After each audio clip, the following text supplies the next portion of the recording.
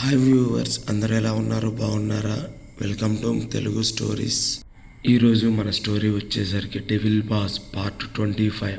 శ్రావణి ఏడుస్తూ వెళ్ళి మాయాను కౌగిలించుకొని, మాయా madam, Vikrant sir నన్ను బలవంతంగా పాడు చేయాలి అని ప్రయత్నిస్తున్నారు అని చెప్పి ఏడవడం మొదలుపెట్టింది. అక్కడ ఉన్న వారి అందరికీ వినిపించడానికి ఆమె గట్టిగా అలా చెబుతూ ఆమె గట్టిగా ఏడ్చింది. విక్రాంత్ను చూస్తే ఆ సమయంలో అతను మద్యం సేవించి ఉన్నాడని స్పష్టంగా అర్థం అవుతుంది.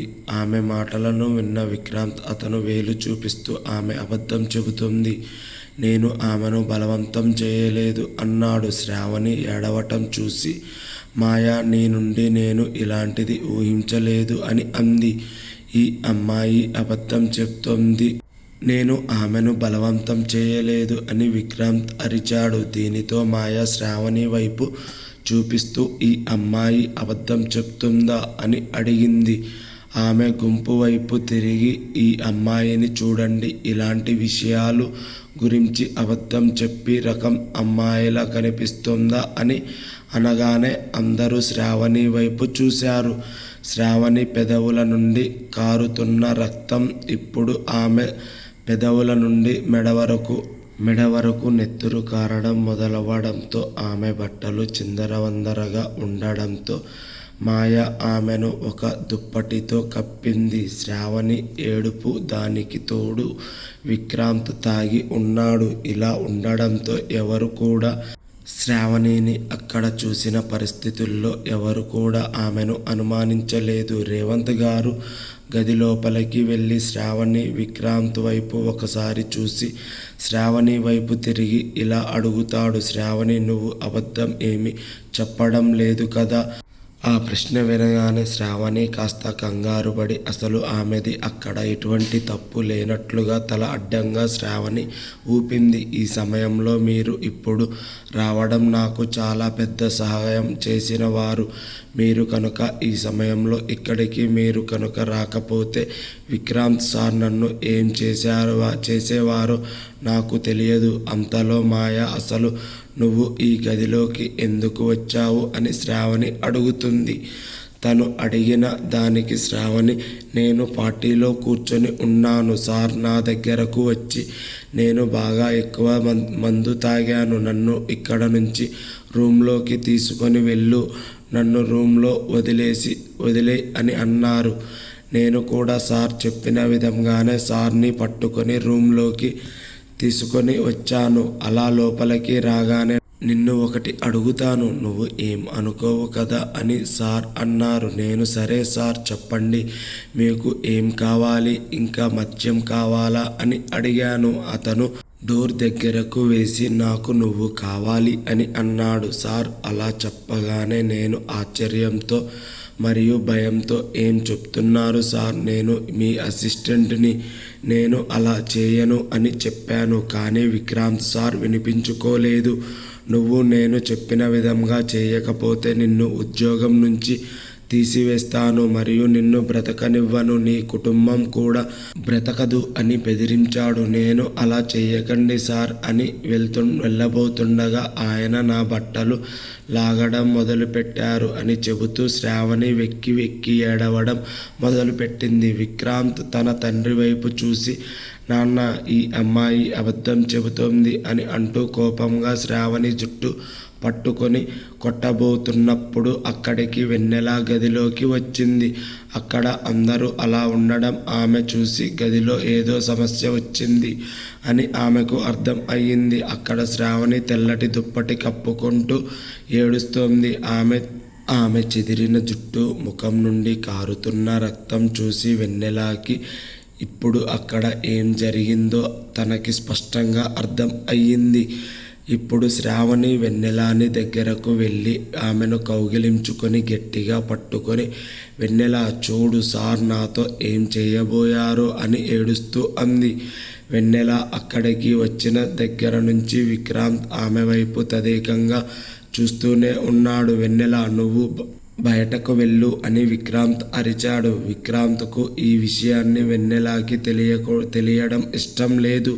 వెన్నెల కళ్ళల్లో తన పట్ల అపనమ్మకాన్ని చూడటం కూడా అతనికి ఇష్టం లేదు. శ్రావణి ఇంకా వెన్నెలని కౌగిలించుకునే ఉంది. విక్రాంత్ ముందుకు వచ్చి శ్రావణి వెన్నెల నుండి విడదీసి, వెన్నెలకి దూరంగా ఉండు, నువ్వు ఆమెను తాకే అర్హత నీకు లేదు అని అన్నాడు. అతను నెట్టడంతో శ్రావణి వెన్నెల నుండి విడిపోయింది. వెన్నెల శ్రావణి చేతిని పట్టుకొని వదలలేదు. వెన్నెల పట్టుకున్న శ్రావణి చేతిని చూస్తూ ఆమెను వదిలే, ఆమె చాలా మురికి అమ్మాయి అని విక్రాంత్ మాటలు తడబడుతూ అన్నాడు. ఆ మాటలు వినగానే వాళ్ళ ఇద్దరి మధ్యకి మాయ వచ్చి, అబ్బా నువ్వు ఏమైనా బుద్ధిమంతుడివా? నువ్వు పెద్ద మోసగాడివి. అది కాకుండా నువ్వు వేరొకరితో నీచమైన మాటలు మాట్లాడుతున్నావు అని మాయ నవ్వుతూ అంది. తన కొడుకును ఆమె అలా అంటూ ఉంటే రేవంత్ గారు మాయా విక్రాంతుల మధ్య నిలబడి, మాయా మనం మాట్లాడుకొని నిజం తెలుసుకుందాం అన్నాడు. అప్పుడు గుంపులోంచి బయటకు వస్తున్న ఒక వ్యక్తి అతనితో, రేవంత్ ఇప్పుడు నువ్వు ఏం మాట్లాడుతున్నావు? నీ కొడుకు ఒక అమ్మాయిని వేధిస్తున్నాడు, దాని గురించి మమ్మల్ని మాట్లాడవద్దు అని అంటున్నావా అని అన్నాడు. రేవంత్ గారు ఆ వ్యక్తి వైపు చూసి, ఒక అమ్మాయి చెప్పినంత మాత్రాన దీన్ని నమ్మలేము అన్నాడు. అతని మాటలు విన్న మాయ చప్పట్లు కొడుతూ, వావ్ రేవంత్ అంకుల్, వావ్, మీకు మీ కొడుకు స్వభావం గురించి బాగా తెలుసు, అయినా కూడా మీ కొడుకు ఇది చేయలేదని అనుకుంటున్నారా అని అంది. రేవంత్ గారు వెనక్కి తిరిగి అప్పటికీ మధ్య మత్తులో ఉన్న విక్రాంత్ వైపు చూశారు. విక్రాంత్ మాయా వైపు వెళ్ళి ఆమె జుట్టు పట్టుకొని లాగి, నా స్వభావం గురించి నీకేం తెలుసు? నేను తాగి ఉన్నప్పుడు కూడా ఇలాంటి పని చేయను, ఇంత నీచమైన అసభ్యకరమైన పనులు అస్సలు చేయను అని అంటాడు. శ్రావణి వచ్చి మళ్ళీ వెన్నెలని కౌగిలించుకొని గట్టిగా ఏడవడం మొదలుపెట్టింది. దుప్పటి ఒకవైపు ఆమె చేతిలోంచి జారిపోవడం, అందులోంచి ఆమె భుజం కొద్దిగా బయటకు కనిపిస్తున్నాయి. వెన్నెల దుప్పటి తన భుజం మీదకు సరిచేసి వెన్నెల నవ్వి మళ్ళీ తన చెవిలో ఏదో గుసగుసలాడింది. ఆ సమయంలో వెన్నెలకి కౌగిలించుకున్న శ్రావణి వెన్నెల భుజం మీద నుండి తన ముఖాన్ని పక్కకు తిప్పి వెన్నెల వైపు చూస్తుంది. వెన్నెల అతడిని చూసి నవ్వుతుంది. మాయా మాత్రమే కాదు, అక్కడున్న నిలబడి ఉన్న జనాలు అందరూ కూడా వెన్నెల అలా నవ్వడాన్ని చూశారు. ఇక్కడ ఒక అమ్మాయి పరువు పోతుంటే నువ్వు తనని చూసి నవ్వుతున్నావా? నిన్ను నువ్వు అమ్మాయి అని పిలుచుకోవడానికి సిగ్గుపడాలి అని మాయ అంది. అందరూ ఆమెను అలా తలా ఒక మాటలు అంటున్నా సరే వెన్నెల ముఖం మీద చిరునవ్వు ఇంకా చెరగలేదు. మళ్ళీ మాట్లాడుతున్న ఆ వ్యక్తి ఇలా అన్నాడు, జనాలు చెప్పేది నిజమే, మీ ఆడవాళ్ళు ఆడవాళ్ళకే శత్రువులు ఉంటారు అనుకుంటా. ఆ అమ్మాయిని గౌరవించు. ఇక్కడ ఏం జరిగిందో నీకు తెలుసు కదా, నువ్వు ఇలా నవ్వుతూ ఉన్నావు. ఈ పనికి మాలిన చీప్ మెంటాలిటీతో ఉన్న అమ్మాయిలు డబ్బు ఉన్న అబ్బాయిలను ట్రాప్ చేసి వాళ్ళ నుంచి డబ్బులు గుంజి, ఇలాంటి అమ్మాయిలకు గౌరవం అంటే ఏమిటో తెలియదు అని మాయ అంది. తను వెన్నెలని అలా తిడుతూ ఉంటే విక్రాంత్కు కోపం వచ్చి మాయా మెడ గట్టిగా పట్టుకుని, ఆమెతో అలా మాట్లాడే ధైర్యం నీకు లేదు అని అన్నాడు.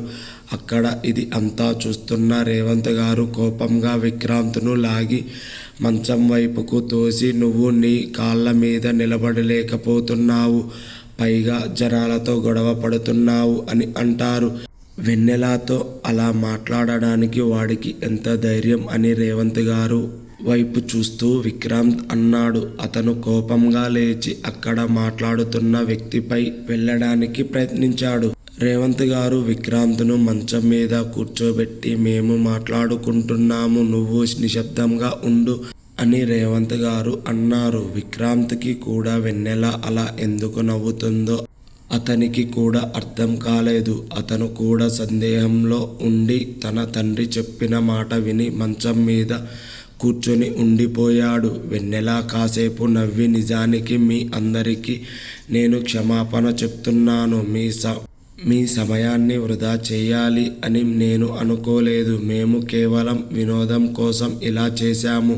ఇది ఇంత పెద్దది అవుతుందని మేము ఎప్పుడూ అనుకోలేదు అని చెప్పింది. అందరూ వెన్నెల వైపు చూడటం మొదలుపెట్టగా వెన్నెల శ్రావణి తన ముందుకు తిప్పి, నన్ను క్షమించు శ్రావణి, నువ్వు చిక్కుల్లో పడ్డావు, నా వల్లే నువ్వు ఇంత బాధపడాల్సి వస్తుంది అని అంటుంది. శ్రావణి అక్కడ తల వంచుకొని నిలబడి ఉంది. వెన్నెల మాట వినగానే శ్రావణి కళ్ళల్లోంచి కన్నీళ్లు ఇంకిపోయాయి.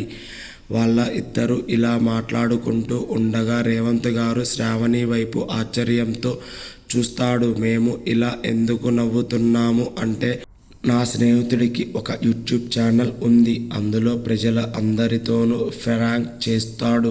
మేము సరదాగా ఒక చిలిపి పని చేసుకుంటుండగా నేను శ్రావణి కలిసి మీ అందరిపైన ఫ్రాంక్ చేసి ఆట పట్టించాలి అని అనుకున్నాను. కానీ ఇది ఇలా ఇంత పెద్దది అవుతుందని మేము అనుకోలేదు అని చెప్పారు. వెన్నెల తన మొబైల్ తీసి, క్షమించు శ్రావణి, నేను ఇక్కడ కెమెరా పెట్టేలోపే నువ్వు ఈ గదిలోకి వచ్చావు అని అంటుంది. నేను అంతా పాడు చేశాను. ఇక్కడ కెమెరా పెట్టక ముందే గదిలోకి నువ్వు విక్రాంత్ సార్ని తీసుకొని వచ్చావు. నన్ను క్షమించు. నీ స్పందనను కూడా చిత్రీకరించలేకపోయాను అంటూ ఆమె శ్రావణితో నవ్వి, నువ్వు అభిలాష్ చేతిలో తిట్లు తినే విధంగా చేశాను కనుక నన్ను నిజంగా క్షమించు అని వెన్నెల చెబుతుంది. తర్వాత ఇద్దరు కలిసి అక్కడ ఉన్న ప్రజల వైపు మళ్ళీ, మమ్మల్ని క్షమించండి, మీ అమూల్యమైన సమయాన్ని మేము వృధా చేసినందుకు అని ఇద్దరు వాళ్ళకి చెప్పి అక్కడి నుంచి వెన్నెల శ్రావణి చేతిని పట్టుకొని లాక్కుంటూ వెళ్ళిపోబోతుండగా గుంపులోని వారు తమలో తాము గుసగుసలాడుకుంటూ వెన్నెలని తిడుతూనే ఉన్నారు. కొందరు ఆమె డబ్బు కోసం పరిచయాలను పెంచుకునే వ్యక్తి అని, మరికొందరు మహిళలను గౌరవించని వ్యక్తి అని, ఇంకొందరు తనని యూట్యూబ్ ఛానల్ పేరు అడిగారు. మరికొందరు నేను అతని వీడియోలు చూడాలి అని అనుకుంటున్నాను అని అడిగారు. కానీ వీటన్నిటికీ సమాధానం చెప్పకుండా వెన్నెల శ్రావణి చేతిని పట్టుకొని ఆమెను తనతో పాటు తీసుకొని వెళ్ళిపోయింది. తను వెళ్ళగానే జనం కూడా గది నుండి వెళ్ళిపోయారు. మధ్యలో మాట్లాడుతున్న ఆ వ్యక్తి వెన్నెలని ఆమె చాలా ఆటగాయితనంతో అందరినీ ఇబ్బంది పెట్టి ఎటువంటి బాధ్యత లేనట్లుగా ప్రవర్తిస్తుంది అని చెబుతూ రేవంత్ గారికి మరియు విక్రాంత్కు క్షమాపణ చెప్పి వెళ్ళిపోయాడు. అక్కడ అందరూ వెళ్ళిపోయాక చివరకు మాయా, విక్రాంత్, రేవంత్ గారు మాత్రమే ఉన్నారు. అప్పుడు మాయాను చూసి విక్రాంత్ ఎగతాళిగా నవ్వుతూ కూర్చొని ఉన్నాడు. మాయా, ఏమైనా మీ ఉద్యోగి చాలా తెలివైన వ్యక్తి. నిందను తనపైన వేసుకొని మిమ్మల్ని సులభంగా కాపాడేసింది అని రేవంత్ గారు వైపు చూస్తూ మాయా అంది. ఆమె మాటలు వినగానే రేవంత్ గారు ఇలా అన్నారు, మాయా, విక్రాంత్ అంత నీచమైన పనులు ఎన్నటికీ చేయడు, నీకు కూడా తెలుసు. కానీ ఎందుకు నువ్వు ఈ విధంగా మాట్లాడుతున్నావు అని అంటాడు. మామయ్య, అతను మీ కొడుకు కాబట్టి మీకు అతనిలో ఎటువంటి చెడు మీకు కనిపించడం లేదు. కానీ మీ కొడుకు ఒక సైకో అని మీకు కూడా తెలుసు అని చెప్పబోతుండగా రేవంత్ గారు కోపంతో, మాయా, మర్యాదగా మాట్లాడు. అతను ఇంకా దోషి అని ఎవరు నిరూపించలేదు కాబట్టి నువ్వు అతనిని దోషిగా చూడాల్సిన అవసరం లేదు అని మాయా మీద రేవంత్ గారు కోపగించుకున్నారు. మీ అబ్బాయిని చూడండి మామయ్య, అతను ఇంకా పిచ్చివాడిలా నవ్వుతూనే ఉన్నాడు అని విక్రాంత్ వైపు చూస్తూ మాయా అంది. రేవంత్ గారు వెనక్కి తిరిగి చూడగా అక్కడ విక్రాంత్ నిజంగానే మంచం మీద నవ్వుతూ కనిపించాడు. మాయా గది నుండి వెళ్ళిపోయినప్పుడు రేవంత్ గారు విక్రాంత్ వైపు తిరిగి ఇదంతా ఏమిటి అని అడిగారు. విక్రాంత్ నవ్వుతూ, ఆమె నాకు మద్దతు ఇచ్చింది అని చెప్పి విక్రాంత్ కళ్ళు మూసుకుంటాడు. రేవంత్ గారు ఏమీ అర్థం కాక తన కొడుకును ఏం అనలేక తల అడ్డంగా ఊపుతూ గది నుండి బయటకు వెళ్ళిపోయారు. ఆయన వెన్నెల గదికి తిరిగి వచ్చినప్పుడు అదే గదిలో శ్రావణి కూడా ఉండటాన్ని చూశారు. అక్కడ ఆమెను చూసిన వెంటనే రేవంత్ గారు శ్రావణితో కోపంగా అన్నారు, నీకు సిగ్గుండాలి, నువ్వు ఏం చేయాలని ప్రయత్నిస్తున్నావు అని అన్నారు. అంతలో వెన్నెల, సార్ దయచేసి ఆమెను ఇలా ఎవరు చేయమని ఆమెకు చెప్పారు అడగండి అని అంది. రేవంత్ గారు ఆశ్చర్యపోయారు. ఇంతకు ముందే కదా వాళ్ళు ఇది ఏదో యూట్యూబ్ ఛానల్ కోసం ప్రాంక్ చేస్తున్నామని చెప్పారు అని మనసులో అనుకుంటూ వెన్నెల వైపు ఏమీ అర్థం కాలేదు అన్నట్లుగా చూస్తారు. అతను అలా ఆలోచిస్తూ ఉండగా అంతలో శ్రావణి తల అడ్డంగా ఊపి, లేదు, నాకు ఎవరు చెప్పలేదు. సార్ మీద ప్రతీకారం తీర్చుకోవడానికి నేను స్వయంగా ఇలా చేశాను. ఆయన నన్ను మొదటి రోజు నుంచే ద్వేషించడం మరియు ఇబ్బంది పెట్టడం చేస్తుండటం వలన నేను ఇలా చేశాను అని అంటుంది. వెన్నెల శ్రావణిని చెంపదెబ్బ కొడుతూ, శ్రావణి, నువ్వు చెప్తున్నది నిజం కాదు అని మనిద్దరికీ తెలుసు, కాబట్టి నువ్వు నిజం చెప్పు అని కోపంగా అరుస్తుంది. ఆమె అలా నాకు తెలుసు అని చెప్పి అడగడం వలన శ్రావణి అటూ ఇటూ చూడటం మొదలుపెట్టింది. వెన్నెల అంతా కోపగించుకోవడం రేవంత్ గారు ఎప్పుడూ చూడలేదు. అది కూడా తన తోటి ఉద్యోగితో ఆమె ఎప్పుడూ ఇలా ప్రవర్తించలేదు అని అనుకొని వెన్నెల వైపు చూస్తాడు. అప్పుడు వెన్నెల ఇలా అంటుంది, సార్, ఆమె గదిలోకి వెళ్ళి విక్రాంత్ పని చూసుకుంటాను అని ఎవరో ఒకరితో తన ఫోన్లో మాట్లాడుతుండగా నేను విన్నాను. కాకపోతే అవతల వ్యక్తితో నువ్వు ఆ సమయానికి గది తలుపు తెరవాలి అని చెప్పింది. ఈ మాటలు వినగానే రేవంత్ గారు మరింత కోపంతో, ఆగ్రహంతో, ఏమిటి ఇది, ఎవరు చేయమని చెప్పారు అని గట్టిగా శ్రావణి వైపు అరిచాడు.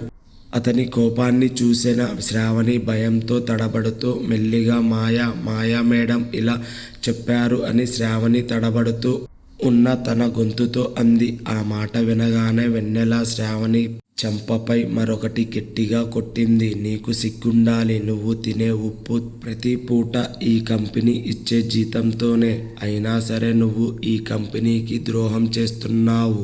విక్రాంత్ సారితో నీకేం పగ అని అంది. కానీ నాకు అతనితో ఎలాంటి శత్రుత్వం లేదు. అతను మాట్లాడే తీరు చూశావా? పొరపాటున అతని తాకినా అతను ఎలా స్పందిస్తున్నాడో చూశావా? నేను తన దగ్గరికి వెళ్ళినప్పుడు అల్లా అతను నన్ను ఒక బజారు వ్యక్తిని మరియు ఏదో రోగం ఉన్న తను వచ్చి నన్ను తాకబోతున్నట్లుగా అతను నన్ను చూస్తాడు అని శ్రావణి గట్టిగా అరిచింది. శ్రావణి మాటలకు రేవంత్ మరియు వెన్నెల ఎలా స్పందిస్తారు? వెన్నెల తన కంపెనీ పరువు కాపాడినందుకు తనకు ఏం చెప్తాడు? వీటన్నిటి గురించి నెక్స్ట్ ఎపిసోడ్లో తెలుసుకుందాం. దయచేసి వ్యూవర్స్ అందరూ గమనించగలరు, నేను ఈ కథను ఈజీ నోట్లో వాయిస్ ద్వారా టైపింగ్ చేపిస్తున్నాను కనుక కొన్ని తప్పులు వస్తూ ఉన్నాయి. నేను వాటిని కొన్ని సరిచేయగలుగుతున్నాను, కానీ కొన్ని సరిచేయలేకపోవటం వలన నా ఈ తప్పును మీరు అర్థం చేసుకుంటారు అని అనుకుంటున్నాను. కొత్తవారు ఎవరైనా చూస్తుంటే మన ఛానల్ని సబ్స్క్రైబ్ చేసుకోండి. వీడియో కనుక నచ్చినట్లయితే ఒక లైక్ చేయండి. Thanks for watching.